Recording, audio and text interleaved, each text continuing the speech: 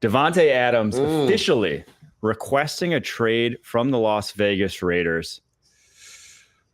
Not too surprising given how everything's gone down there over the course of his tenure in Las Vegas, but wild that it's happening at this point in time. Correct. 4 weeks into the season. What are some landing spots Man, that we think? There's a few landing spots in my mind. I think about Aaron Rodgers initially, and then I think about what would happen if he were to go there. He left Green Bay, went somewhere where he had a buddy, which was the Vegas Raiders. Correct. Next thing you know, Derek Carr is out the door in Vegas, and he's stuck with They didn't even finish the whole season. Stuck with a strange combination of Gardner Minshew and AOC. Yeah. I just think going back into that Jets situation would be bad business for him because it would end up being the same thing that he just did pretty much. Go to a team that needs another receiver with a quarterback that you feel like but in this situation, Aaron Rodgers is 40. How long is he going to be there? Is Saleh going to be there next year? What does the OC situation look like? You could be looking at the same situation you were last time around for Davante. So I think about maybe follow Derek Carr again. New Orleans. New Orleans would be cool. Maybe they could have some 3 receiver sets. And then I think about they're always cap strapped. The obvious in the division, Kansas City, and with all the stars on their roster that would absolutely restructure their deal to allow a superstar in there to give them a better chance to get into three-peat. I think it's a no-brainer. Yeah, I know some people brought up Kansas City, especially with the injury to Rashid Rice. Which it's weird. Do we actually know what is going on with his knee? It's a non-ACL tear. We will have more information. That's what I'm saying. Because nobody knows definitively if he's going to be done. Best case scenario, they're saying 4 to 6 weeks. It could be a bone bruise. Worst case scenario, it could be something like what I had with a tibial plateau fracture. They're saying it's not an ACL. We're going to have more information throughout the week. I'm going to put my feelers out to the Kansas City training room today, see if I can steal any information. I love that. Probably not, though. I just don't see the Raiders trading within the division. Would you want to send Davante to a team that has already been beating your head in for the last 10 plus years? Davante's got soft tissue issues right now. So if he's not helping your team and you can go get 2 guys. I'm still not going to help the Kansas City Chiefs. We saw the Bills already make that mistake with Xavier Worthy and going back further with Patrick Mahomes. Yep. I don't think the Raiders are going to do that. The Jets obviously make a lot of sense because him and Aaron Rodgers. And I get what you're saying, right? He tried this before going back to an old friend. But let's just look at it from a whole Davante Adams career point of view. When he's been the most productive has been with Rodgers, right? So, I think it makes sense from that standpoint. The only thing is, when you look at the receiving core, does that leave Mike Williams not playing as much? Does that leave Allen Lazard, who Aaron Rodgers trusts a lot, not playing? I mean, how would that mess with the locker room? To me, the one that's probably the funnest and makes the most sense, the Washington Commanders. Yeah, that'd be crazy. Sitting him there with Terry McLaurin, with Jaden Daniels, the way he's been able to progress throughout these 4 games. We talked about this, Mike, earlier this year when we did a deep dive into Jaden Daniels and how well he was playing. Some of the things that worried you in the beginning was when he took off to buy time, he would just run. He wouldn't look down the field and throw the ball.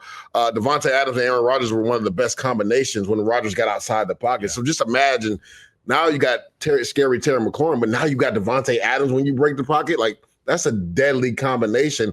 And I think when you look at the Commanders, they're a year ahead of where everybody thought they would be, even including me. I thought they were a team that would probably muddle around 9-8 and maybe sneak in as a 7th seed. Now we're talking about this team potentially winning the NFC East and maybe even being a 1, 2, or 3 seed. So why not add a guy like Davante Adams? I believe after this year doesn't have any more guarantees, so there'll probably be a restructure there. Now you're talking about Jaden Daniels at least having scary Terry McLaurin and Davante for the next 2 to 3 years. I think it just makes too much sense. A fun one would be maybe Pittsburgh. What do you guys think about Justin Fields adding another target? They don't pass enough for Davante. That's the thing. It makes sense. You would pass a lot more if you got Davante Adams and George Pickens. You got to pick your poison. I don't think Arthur Smith is built like that with his offense, though. It would just be fun. Yeah, it would be. I would say I love the Commander shout out because those are the type of moves you can make when you have the rookie quarterback contract. Correct. Right? They have the second most cap space right now in 2025. They have the money to play with, and for as much as Davante is not prime Davante, you're not going to find where they're going to be drafting, especially in the weak wide receiver class that's coming up. And and in the offseason free agency class where maybe T. Higgins is available, but what you're going to have to pay T. Higgins is going to be kind of insane. Training for a guy like Davante, the cap hit's not as big because the Raiders are going to eat a bunch of it. They've already done that with signing bonus. So it might make sense. I think that seemed like who does it make the most sense for? I think the Commanders are that. The Jets also make a ton of sense just because you've pushed your chips this far. Why not push them just a little bit farther, right? Like, why not give you just that extra edge? Because we even just discussed it on the show.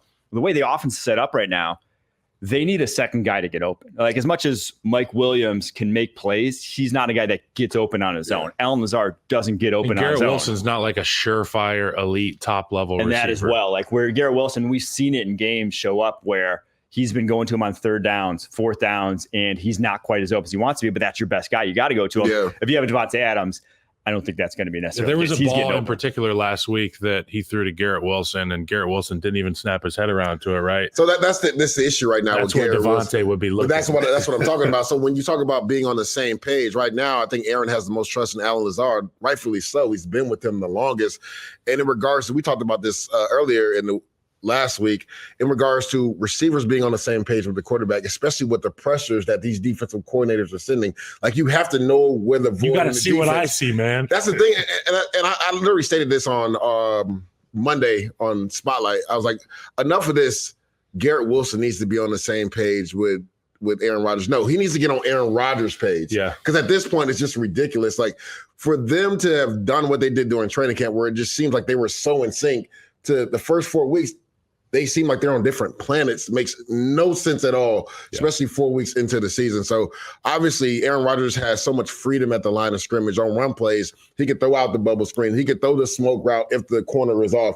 And then when there's pressure, you have to know to snap your head around because he's getting you the ball. And there's been instances where Tyler Conklin and Garrett Wilson are on the same page. The crazy thing is Mike Williams seems to be on more of a page with Aaron Rodgers, and he missed all of training camp. So that baffles me. So, like, on some of those back shoulder, fades, just knowing where you are from the line of scrimmage to give your quarterback enough room to throw the football, to know the landmarks that Aaron Rodgers is throwing the football. Mike Williams has done that really good this year, and he missed all the training camp. So at this point, it's ridiculous. If I'm Aaron Rodgers, I'm taking all these young guys in the meeting and say, all right, I tried to be politically correct. I tried to be nice.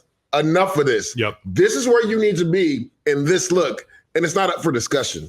It sounds to me like when Peyton Manning went to the Broncos, and I had Adam Gase in Chicago, and he would always refer to 18 and the way that he did things. Yeah. The methods in which he would get guys to be on the same page with him. There was no prisoners. There was no Mr. Nice Guy. There was only one way. It was 18's way. And the next thing you know, you're winning the Super Bowl with a guy wearing a scuba suit. So we could be having that happen in New York if they get a guy like Davante or if they get on the same page. And you must have been sitting on that take all week because we were talking about Davante Adams trade and Lachey had to go all in. Oh, man, I was ready right now. Yeah, I think it makes a lot of sense. The only thing is, again, what does that mean for the receiving core that's there? Is somebody potentially up for trade? Do you try to trade at Lazard, which is probably not going to happen because he's one of Aaron Rodgers' best friends? Do you get rid of Wilson? I think no, they're not getting rid of Wilson. Does Mike Williams become available at the trade deadline if they make the trade earlier with Davante and we see it actually pay dividends? I think you just say 4 wide receivers is good. And somebody's just not going to get a target. Like what we see in Green Bay, 4 wide receivers, you can make it work. Yeah. That's a good problem to have if you're the New York Jets at this point. Yeah. I'll just tie a bow in it by saying this.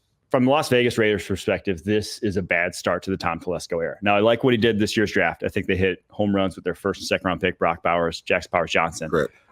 But you had to see this coming.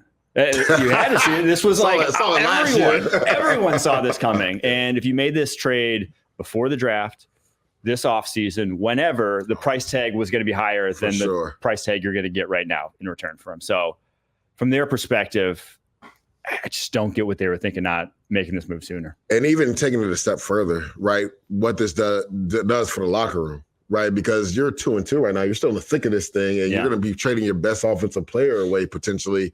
I think it's something to be said too.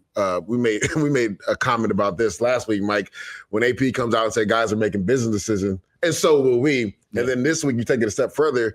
When the media asked him about the injuries and Max Crosby and Davante Adams, he goes, Max is a day-to-day thing, and 17. Doesn't even say his name. And you know what that means, Colin. When a coach doesn't even say your name. Now, again, when you're on the field, that happens all the time. Hey, 17. But when you're in a press conference and somebody specifically asks you about a player's name, and you say his number and don't say his name, there's an issue there. So I think you can kind of read into AP's mind when he was talking to his team after that big win they just had last week. Like, he was like, guys, this was, we had a lot of distractions.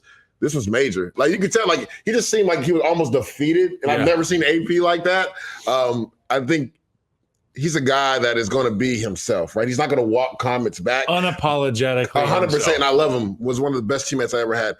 But I think that comment kind of weighed on him because of the distraction it brought to the locker room. And now it's even bigger because Davante Adams has come out formally and asked for a trade. And with the advent of social media, I now have brain rot, boomer brain. So when I go through my timeline and I see fake stories, I often believe them. One story that I've been led to believe is real is that Antonio Pierce liked an Instagram post essentially. Oh my goodness. That said that don't be surprised that Davante Adams has already played his last snap. Crazy. Harry with a dynamite overlay there. Thank you very much. Antonio Pierce in the red square. He liked it. So if you come into that locker room and you're not named Davante Adams today, are you like, hey, what the hell is Coach doing? This is supposed to be our leader on offense. What the hell, bro? And he out here liking, they always say don't be a distraction. I'm definitely roasting him a little bit, like low key, light key, giving AP some hell. That's my guy, but he knows he can't do that. But in stretch even lines, if it was like, Coach, you've been on my Instagram page recently? And now Instagram snitches on you. Yes. Right? Because if you guys follow each other, like your name comes up first if you like a photo. So it's just like you have to understand AP, social get a media. burner. Talk to Kevin Durant. Get yourself a burner. He's legendary. It's just like these are the distractions that can deter your team from having success. And that's always coach's first rule going in training camp. Like, don't be a distraction to the team. No distractions. But meanwhile, our head coach is coming out having comments like this. What's he even liking different pictures. He's on Instagram. What's he? Oh my God, that's my guy. AB. But AB knows he's got to walk some of those back. Like you can't be liking comments like that, and you can't be saying. Again, it must have been a pocket like. Yeah, it was in my pocket. I didn't realize it. My son was playing with my phone. Kid, Classic.